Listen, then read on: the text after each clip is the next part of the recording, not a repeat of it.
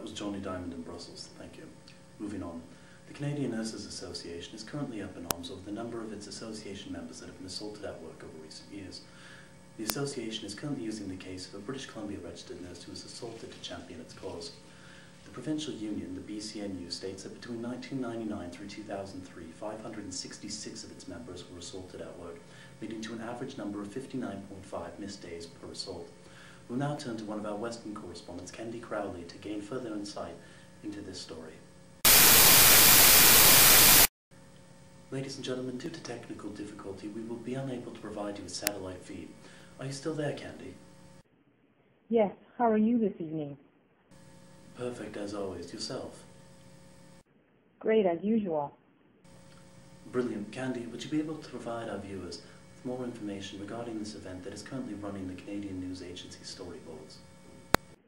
Certainly. A few weeks ago, a registered nurse named Care was badly beaten by a young post-surgical cardiac patient in a hospital in the Capital Region. The victim was temporarily by herself in the patient's room in a distant part of the unit when the assault occurred. Recent published studies have reported several risk factors such as substance abuse, overdose, withdrawal reactions, dementia, delirium, depression, sensory deficits, and mental illness as underlying causes for aggressive behavior. The hospital environment with patients sharing rooms, equipment, noise, pungent smells, bad food, different and rigid routines combined with intensive caregiver approach were other triggers promoting aggressive behavior. What could have triggered the cardiac patient into an attack mode? The medical staff on the unit described that the young cardiac patient was suffering from both cognitive and sensory deficits. I see. So, has it been discovered during the course of the investigation how the nurse approached the patient, or was the nurse just simply assaulted? We know that the nurse was extremely busy and entered the room quickly.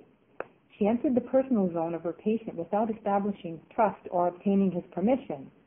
The patient became extremely hypersensitive to this approach, slurred several swear words, and went ballistic on the nurse. I've seen that proxemics would show that she would be less likely than 3 feet from her assailant when she was assaulted. Is that correct? Yes, the personal zone is about 3 feet from a person and is usually reserved for family and friends.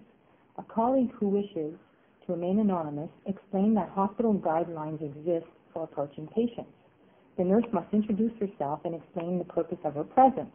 She must wait for a sign, verbal or nonverbal, from the patient that he understands and consents to her presence.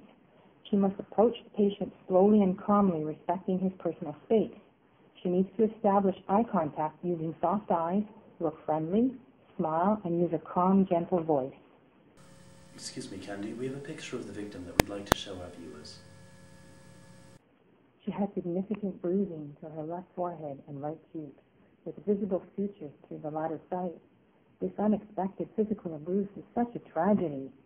I hate to victim blame, but would you say that the nurse failed to follow hospital policy, which ultimately led to her being assaulted?